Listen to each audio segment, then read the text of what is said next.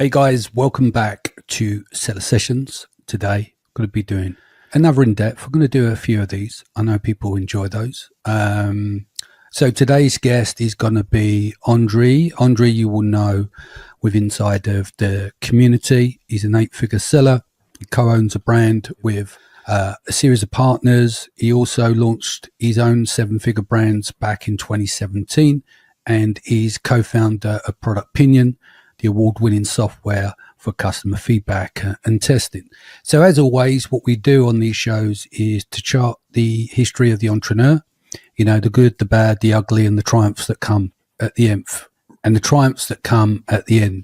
Obviously, Andri's been on a bit of a tear in the last couple of years and built up to 8 figures from running his first Amazon business from 2017, exiting, and to where he is today. So we're going to focus a lot on that area to chart. But Andri, welcome to the show. Thank you, Danny. Great to be here. You're more than welcome. Right, so let's dial it back, as always, with an in-depth. It's always good to understand and get in the mind of the entrepreneur. We know there's a few stories along the way. It's never a straight road to success or to the level that you've reached. Never is. So let's quickly go back. We won't spend a huge amount of time there. Childhood, was there something that was innate in you to be an entrepreneur, or your parents entrepreneurial? Yeah, that's an interesting question. I would never thought as a kid that I'd grow up to be an entrepreneur, but I think surrounding makes an impact. And I did watch my parents turn from musicians, struggling musicians, I should say, to small business owners of a small retail shop in our hometown. So that probably impacted my life path as well. Cool. So hometown, where's hometown? Hometown is Ternopil in Ukraine, western part of Ukraine. And you grew up there until a couple of years ago. Obviously, you're based in the UK at the moment, and you do a bit of traveling as well. But did you spend most of your life in Ukraine? I spent my first 23 years in Ukraine. I also moved to the capital at some point, studied architecture in Kyiv. And after that, when I was 23, I moved to Toronto, Canada. And yeah, from there, I moved into different places in Canada, spent almost 11 years before I moved to the UK, where I'm based right now. So obviously you look very young, but I take it you're mid-30s now, yeah? 34. 34. Incredible. All right, so let's get into it. Let's start, the jobs that you had prior, because I want to try and understand what led into, you got into Amazon in 2017, but there would have been a lead in, like, would you have tried different things and then you kind of stumbled upon FBA like most people do? We kind of stumble there. Everyone's got a story, right, of how they start to sell on Amazon. So what's yours? Yeah, pretty much stumbled. I used to work in real estate development at that time. So like 2016, 2017, I was absorbed by the real estate world, trying to build my long-term wealth through real estate. But I quickly realized on that job that I'm not going to become a partner in any capacity, and my growth is fairly limited no matter what I do. And I've been doing amazing things for the company at the time. And then I started talking to other people that I knew back from Ukraine, actually. And I was like, what do you do that you travel the world? And I really realized that you can build a business online. It doesn't have to be physical product like real estate to make money. So I spoke to a few people, realized it's either an informational business or product-based business. And somehow I spoke to someone who was already selling on Amazon, and he became my first mentor, essentially showing what he's done, which wasn't anything crazy, but to me it was like a proof of concept, the first real person I could actually tap into for advice. So that's how everything started in 2017. Cool. So what did we start in category-wise, and how was it from launch? What were some of the horror stories and the wins in 2017? Yeah, 2017 has been a long year because I spent way too much time researching and perfecting my first launch. I have quite a perfectionist mind, so I want to launch something that's never been done before, the best possible. And I always put my name out there too. So it's like I'm never hiding behind the brand. That being said, whatever I was launching was supposed to be the best scratch-off map in the world. That was my very first product. And it was actually the product that a lot of gurus ended up using as a stupid idea, something you shouldn't be using and launching with on Amazon. So 2017, I think around November, December, I finally get in stock, and it's a giftable product. So sales go pretty well naturally somehow. I had no idea what I was doing, and I quickly realized that if I start actually figuring it out, it can grow very, very well. But long story short, around 6-7 months into me selling my first product, I ended up with a big issue. That was my third inventory order, and the issue was with quality of the product. So scratch off map is like a map you scratch off where you've been, so you can track. It's a nice home decor item. So my scratch off map in summer 2018 now wasn't scratchable. People couldn't scratch it. So I started receiving 1-2 star reviews, emails, people essentially saying it's useless, returning. It seemed like the end of my whole thing. And to make it even more juicy, I just crossed 20K a month in sales. I probably went to the restaurant for the first time that year, celebrating that milestone. And 2 weeks after I realized I have an inventory issue and I'm recalling all of the inventory, I also had a meeting with my employer then who said, Andri, we no longer need you. You're on your own. So that was quite a fun time. All right. So how did you resolve that in that period? Obviously, you had all these 2-star reviews. It's hard to recover when there's a stack of them, depending on the ratio of the reviews, right? But they're hard to come back from in terms of building them up into a positive. So what did you do to turn it around, or did you just dump it, move on? Yeah, so I had to start with my unique at the time approach to brand building. I built my own community at the same time. So I had a Facebook group, and Facebook used to be much easier to grow communities back then. And a lot of people are watching what's happening. I would essentially share all the struggles and all the wins too previously. And people would help me design products, help me with split testing, if you can call it that way, so that it can actually perform well on Amazon. So they were watching me go through all of this, and I would share my updates. So what I had to do is recall everything, because I realized I need to test it. And the warehouse people tested. And when you test it, you can't really sell it anymore. So 15 to 20% of products were not usable. But since you have to check all of them had to go to garbage, essentially. So at that time, I borrowed a little bit of money because the business was doing well, right? So all in all, I lost over 35,000 US at that time. And the only thing I still had was my house. And I was like, I tasted this, a little bit of freedom. Now I don't want to look for another job. I'd rather start over again. So what I did is I developed a proper personal guarantee. So you used a personal guarantee against your home. Yeah, exactly. So no, almost. So I ended up selling the house completely on my own without realtors. Figured that process myself just to save the fees. And since living in Canada is pretty costly, my wife and I decided to experience a little bit of this digital nomad life. So we flew to Southeast Asia. I started with Bali. We went to Thailand, Cambodia, a few other places. But throughout all this journey, lasting 9 months being abroad, I was building the business. That was the main priority. So what I did to save it is we developed a proper quality inspection process with someone locally there reporting to me at 3 different stages of the manufacturing process, probably the most rigorous I've ever heard from anyone.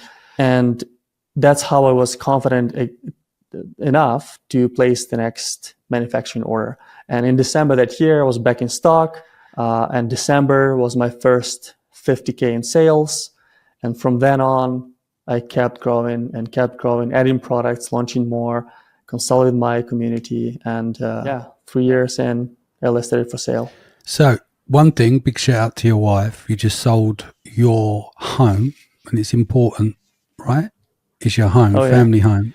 And she believed in you enough. All right, yeah, she got to travel, but you just sold your home, right? So you're now homeless while she got some cash. Yeah. But it could have gone the other way. And I think that level of pressure as well.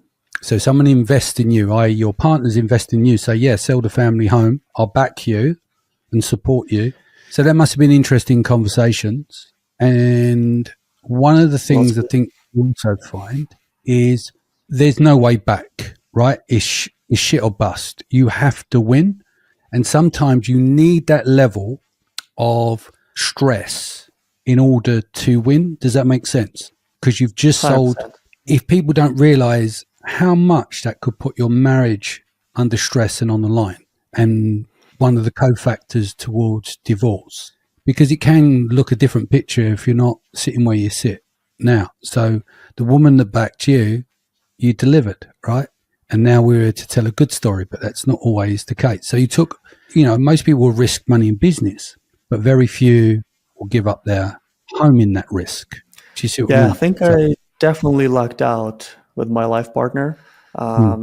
We're very aligned overall. And honestly, at 26, I think I was, maybe 27, it was definitely the right thing to do. I'm all about experiences. I'm not as passionate about material stuff. And she's very similar. Obviously, it changes with time and as you start planning a family. I'm not talking about material. I'm just talking about home.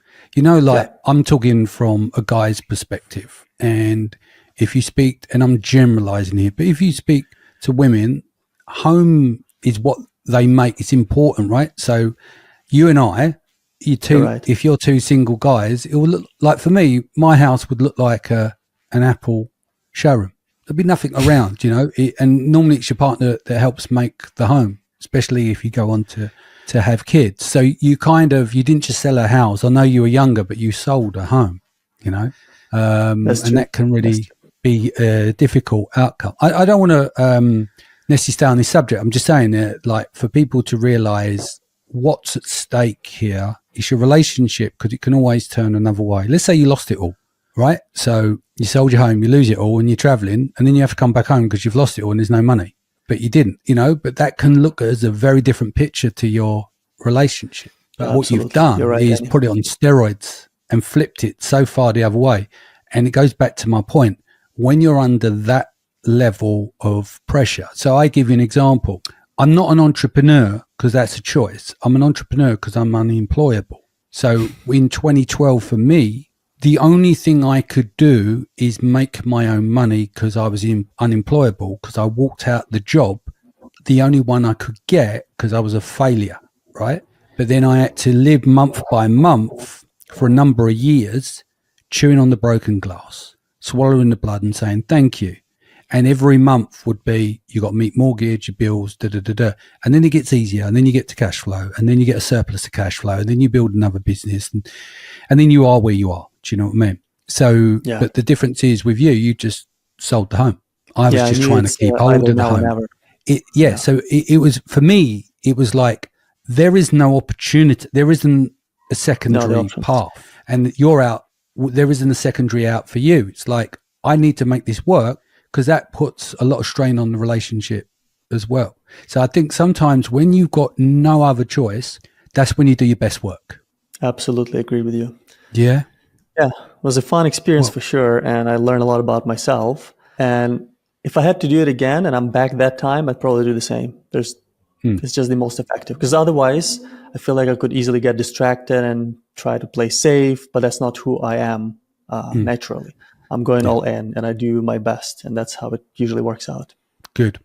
And you believe in you because you got 100% record. You get up every day and you deliver, right? So you hit your burden of performance on a daily basis. So you then build that confidence in yourself with your own skill set, because you've done it over and over and over again. So every challenge you face, the higher the challenge, the more you pass these challenges, the less impact it has on you in any way. Do you know what I mean? The risk that you take now compared to then will be much different. The stakes are higher. The numbers, there's more zeros at the other end, right? But the stress levels adjust accordingly to what you consume in terms of the problems that you solve. So we're 2017, 18. We have got this impregnable, if you like, process for your inspection. So you said, I think, 3-stage process that you did. Where do we go from here? And once you've implemented that to mitigate as many mistakes as possible, where do we go into 18? Let's talk about that on the timeline. Yeah. So then somehow I realized it's very important who you are around.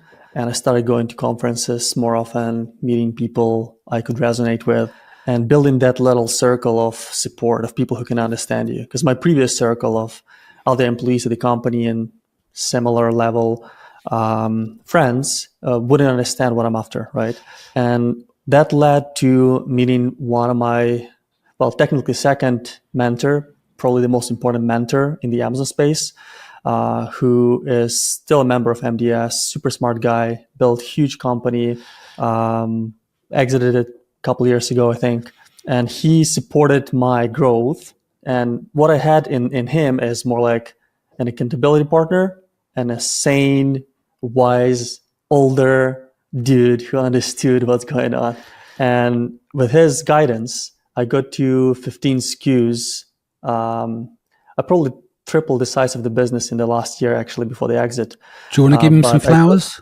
Do you want to give him some flowers? Give him a shout absolutely. out? Yeah, his name is Corey Smith. And I'm Big probably going to see Corey. him at Prosper Show. Yeah, Corey, you're awesome. So he helped me develop that plan and clarify my goals and become more strategic in what I'm doing every day. Because, when you don't have a job, you don't have anyone to report to, it's easy to get lost in being busy instead of being productive. Yeah. So that's, I think, what Corey helped me a lot with. Plus, what I should also mention, I built an e-com brand builder mastermind, a small group of mostly Canadian American sellers, where they were also focused on the same thing, scaling their brands for the exit. And that helped a lot too, because every week we would report to each other. And if you don't achieve your goal, there's a penalty, monetary penalty you pay to like donation to any charity you choose. So that kept everyone on their, performing their best. So both of these things, I think, led to me building a really sellable asset that to this day is functioning. And last time I checked, was still one of the best sellers in the space, was sold second time after the previous owner who was after me. So it to me, it's a proof of concept that I'm capable of building something like a system that can exist no matter what I do. And that's pretty empowering. So that's 2018. So Corey's in the frame, accountability partners, you got the mastermind. Moving into 1920, I'm assuming the sales coming around the aggregator season. Yeah, pretty much. 2019, I think I decided I can sell this. Until then, I didn't really think that it's a sellable thing. And I wrote down my goal on the paper. My hand was shaking, which now seems funny after everything I went through. But that was my growth. And 2020, I listed it for sale, listed with one broker, didn't really like that process. Had to wait a few months, listed again with another one, and then sold it. And by the time I transferred my business, so now it's 2020, probably December, I have to teach the new guy how to run a business. He never had a business before. And he just just a quick one, just interject. So you didn't sell it to an aggregator, you said it to a private buyer. Okay, yeah. The private buyer took his in-laws' money, quite a risky guy too, and invested into this business because he wanted to work from home. So I had to teach him how to run it. He never had any business before. And by the time we fully transferred officially, because there's like this period when you have to essentially teach the guy how to do it. By the end of that period, we reached 7 figures. So I'm like, wow, I actually built a 7-figure business. Knowing nothing about business and no degree in business whatsoever, no real education. Like English is not even my language, and I'm just selling an American business to some other American. So yeah, that was quite interesting to see and go through. And afterwards, which I think was a little bit of a mistake, something I can advise other brand builders, I had no clear plan what to do after. To me, selling a business was already something crazy. So after I sold it, I'd say maybe 3 to 5, maybe 6 months, there was no real plan. I was doing everything and anything. There was no progress. I had no idea what's going to be next. And that's when I met my current partner, Matt Costin, with whom we started a software company for Amazon sellers. Excellent. So let's look at where we're at. So we did the exit. We won't talk numbers, but you got a good payout, set you up long enough, or was it enough to last for a decade? What was it? Like you let me phrase this because I'm jabbering around.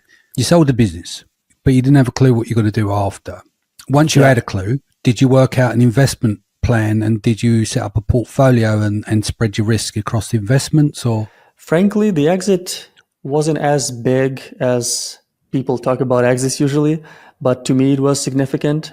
So it was slightly over $500,000 US. So in Vancouver, where I used to live in Canada, you can't even buy a condo for that much money, right? But what I did is I put most of it into a down payment for another house to make sure my wife's happy this time. And we still have it. And it was more of an investment than just a dream home. So it still functions as an investment. And some of that money also went into stocks, into a little bit into crypto, which I thought I lost at some point. Somehow the bankruptcy process recovered, but I'm not going to get into it. I think the main thing that I did there is not necessarily the way I invested the money, but the way I invested my efforts and what I decided I'm going to do next. So one of the things we started now with my wife is a children's books brand, which I think we can still turn into a proper e-commerce brand, but she's more in charge of it. She's a leader. And the software company that I mentioned. And at some point, if we're jumping another year in, after traveling a little bit, spending some time with interesting people, I somehow met the founders of a small boutique aggregator that's based in London. And I thought, so dial it back. We've gone 2020. Sorry, just to dial it back. That 2020 is the sell. Then the rest of that year, finding what you want to do, bought the house and spread some of the investment into other things to diversify. And then we're hitting what, 21, 22 now. Where are we when you about to go into the next phase? Yeah, so 21, I'm buying the house. 22, still working with the mastermind, and already started working. Starting 21, actually, we started working with Matt on product Pinion. And the way it looked is I'm starting this new brand. Actually, between the exit and the books, I also had a supplement product, which somehow I just didn't develop passion to. So at some point, I just sold it out fully, didn't replenish inventory. But while I was doing that, I still had my mastermind community. So the mastermind community, Ecom Brand Builder, became our beta group of software testers. So they helped us develop the software to usable levels, from being just an idea to being an actual tool.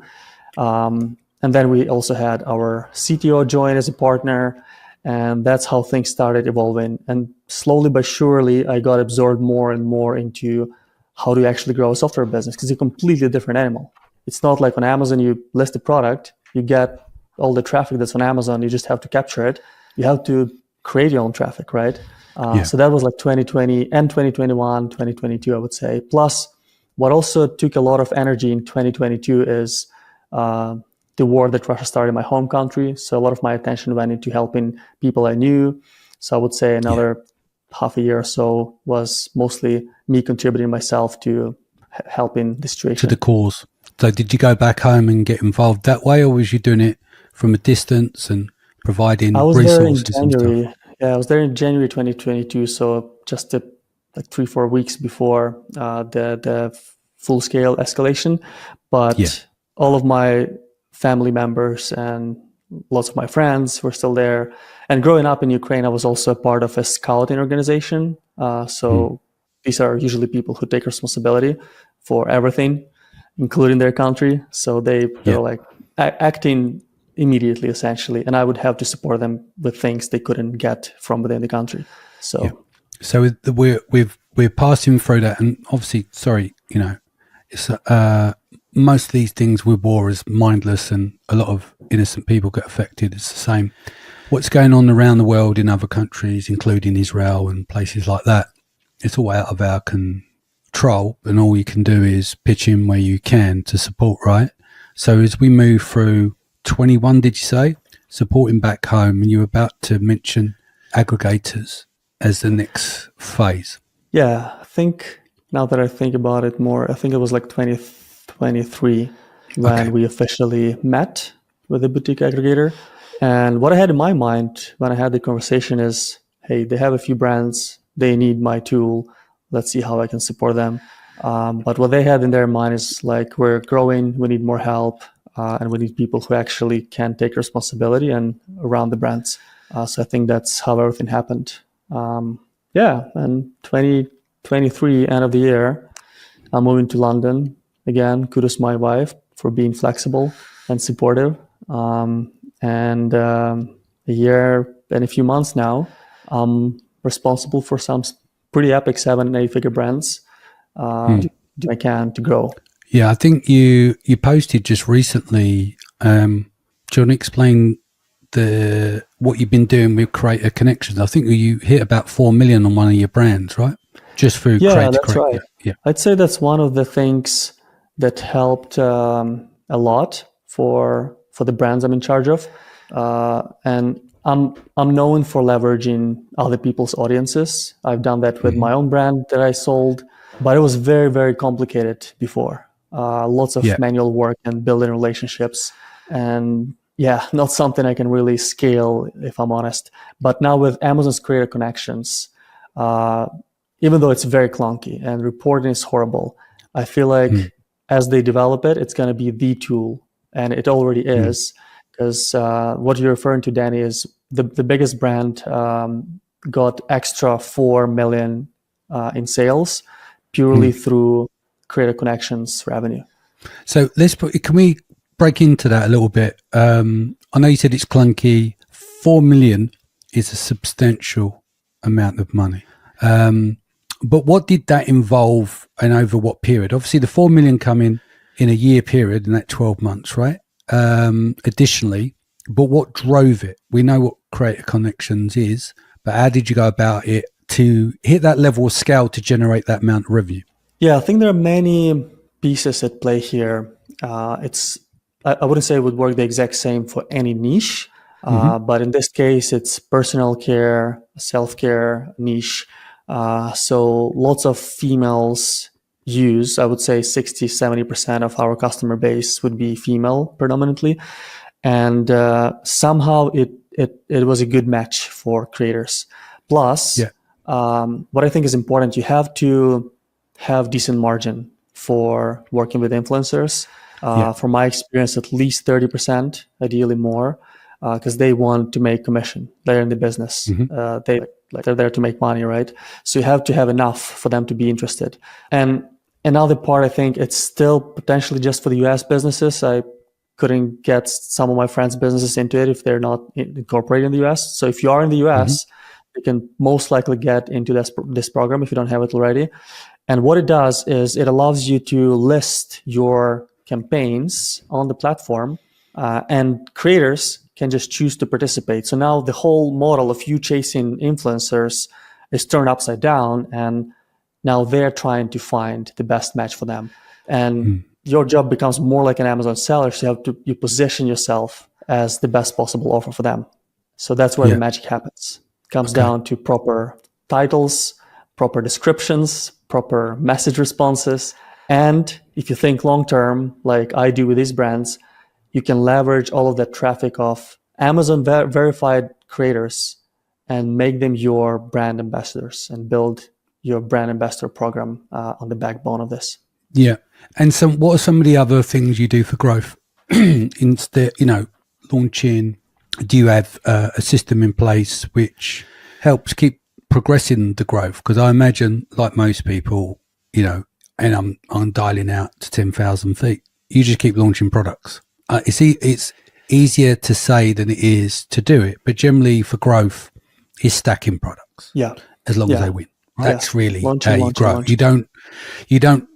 You can, but you don't just grow with a small set and just keep optimizing, because even when you hit top of market, then you got limit of your growth, and then it's external. So generally speaking, growth comes from launching more and more products and then finding a fast way to remove the non-winners, right? As quickly and financially efficiently as possible. Yeah, fire fast. 100%. I think what a lot of brands don't understand is you can definitely optimize your best sellers, and you should, but this goes without saying. But your highest ROI in your efforts comes from continuously launching new products. And to launch successfully, obviously it depends on a niche in many ways, but to launch successfully, I think you need to have a system of how you filter out the best opportunities and how you go through the launch process so they have the best chances of success. And there's never the only way. But I think we try a lot of things with my team. And at this point, we're quite confident with where we're at. So launching is the name of the game for this year, for sure. Excellent. So let's roll in 23, 24. We're now in 25. Let's kind of take it as we come towards the top of the podcast. Where are we? 23, 24, 25. We kind of touched on the boutique aggregator. You're a partner there. And then obviously we've seen the development of Product Pinion, which is just recently won some awards. For me, it's the most superior software in the space in that area. Not because I know you, but I use all the other platforms and I will still carry on using them. But what I found about you guys, you ship all the time and you're always bringing in new features like fast. And there's some of the features that you've got really, I really enjoy, and especially around the reporting and stuff. But it's always good to see new features drop in all the time. And one of the things outside of the science, I've tried to push in and get people invigorated around is finding out your customer objections and then having the ability to fix them. Because without a doubt, I've asked over and over again, people, tell me a metric that is superior, ranking, whatever it may be, what is superior to finding your customer objection and then having the ability to fix it. I don't think there's anything. If you can do that, that sets the path for everything. Agreed? Yeah, that's I've true. tried to struggle with that question. What is a better metric than finding your customer objection and then having the ability to fix it? Absolutely. I think what a lot of sellers get wrong is they think this business is about products, but it's actually about people. And even AI on Amazon is optimized for customer satisfaction, right? So everything's actually around human experience with your brand. And that's how Product Pinion started. We realized as sellers, because both me and Matt are sellers, there's a disconnect between the sellers and the Amazon customers. We don't really talk to each other. There's no feedback loop, right? So we are essentially... And that's not to blame sellers. That's more on the Amazon's part. Oh, yeah. That's how it's built. Because you're at arm's length, 100%. And for every problem, there's a solution if you're an entrepreneur, right? So to us, it's an opportunity. And what I think helps a lot with scaling brands and figuring out how to launch successfully, how to optimize successfully is getting that unfiltered opinion from number of your ideal customer persona. So a lot of people would basically say, hey, I don't like this because of A, B, C. You try to find the statistical data. Most people don't like this, they like this. And that's how I optimize so that I get most of my ideal customer persona to buy from me because I solve their problem better. That's the whole name of the game. Most customers just list products. Sorry, most Amazon sellers just list products. But if your brand starts caring enough to listen and adjusting for that data from the customers, you start winning. Yeah, and I know I've said this many times on the pod, but interestingly, there's also the disconnect because the way the education is being in our community, like the way that we do conversion optimization in the community isn't conversion optimization in the wider spectrum, the truest sense of conversion optimization. And also, I think there's a lot of confusion between post-purchase reviews on other people's products and then actually the customer objection, because a post-purchase review is after someone's purchased and then they're either happy or they complain. There wasn't a barrier to buy it.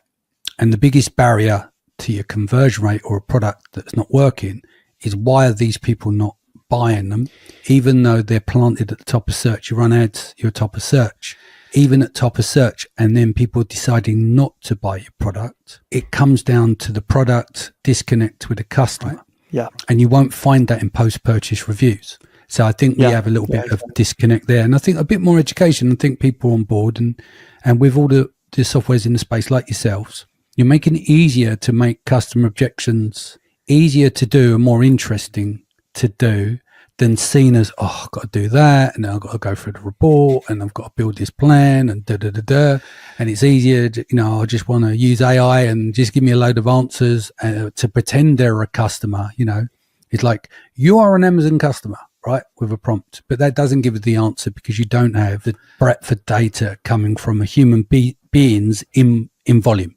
and then be able 100%. to pick out the trends. So congratulations on everything that you've done so far. It's, when you think Thank you. from 2017 and now in 2025, you put your house up, you exited your brands, you're gone to 8 figures, you got an award-winning software, and you're still going. I like to finish up with a few questions. And first one is, what's been your darkest hour just before dawn? You mean looking back at the story? What was that moment? Any point in your life, we all have our darkest hours, right, as entrepreneurs. What's been your darkest hour before dawn? Yeah, I think that moment when I lost everything essentially, and took a risk by selling my only asset then and going all in with all the cash I had left. Yeah, that was the darkest time. But it was also the most fun one, to be honest with you. Yeah. What would you, in terms of what's more important for you, is it legacy or money? 100% legacy. And why? Yeah, I just know that doing the right thing is always the right thing. So if I'm always building for the legacy, meaning I'm changing someone's life as a result of what I'm doing, it will always keep me comfortable. That's just how the world works. We fast forward many, hopefully 100 years, because times will change. Everyone's at your funeral. What would you like them to talk about your character, and how would you like to be remembered? I'd like for people to use me as an example that, 1, we are limitless. If Andri could do something, I can too. 2, if you put your heart into it, it will work out. And 3, you just have to stay consistent and never give up. Just like all of my Ukrainian brothers, resilience pays off. That's your in-depth. How do you feel? You've had an incredible, I said, that's your in-depth, You've had an incredible journey. How do you feel about it when you just been talking about the history? Where's that taken you now, when you look back and you verbalized it? Pretty incredible. Yeah, it reminds me that it's a precious life you can't waste.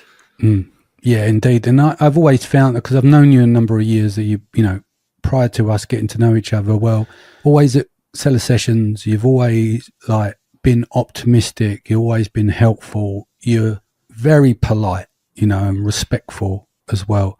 And you've achieved all that, and you've left your home country, you've gone around the world, you put your house up. I mean, what you do is incredible. So congratulations. I appreciate it, Annie. It means the world. You're more than welcome. What's the best way that people can reach you?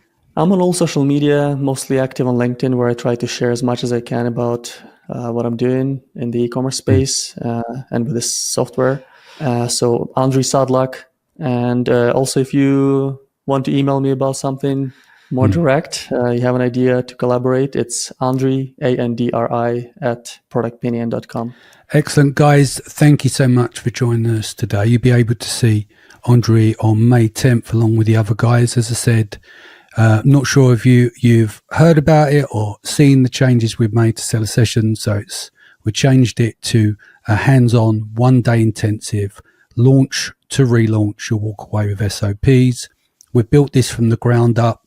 So there's no speaker presentations. You turn up your laptop, all bots, Chrome plugins and everything that we'll develop around the education. And it'll be a 4-day intensive where we're all working on this in collaboration from the very beginning to the end. So it's kind of a hybrid. It's not a conference and it's not quite a workshop, because workshops normally 2 people. This is built from the ground up of a group of people that are on the same vibe and the same tip. So you'll be able to see myself, Juana, of course, Andri and Matt, and there's Sim Mahone, family member of the show, and of course, Jeff Anderson, highly respected. All these guys have been doing this at the top level, and we're going to bring it into a framework and what's called an adapted VARC framework, because learning is important about short-term and long-term retention. I used to teach at elite colleges in London, 2 of them, Alchemia and Point Blank, teaching audio engineering, music production, sound design and stuff. So it's being able to take complex things to break them down to create retention.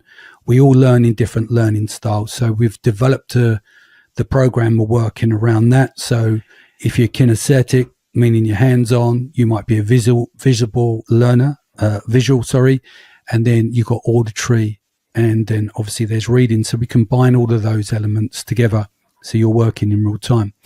So go to sellersessions.com.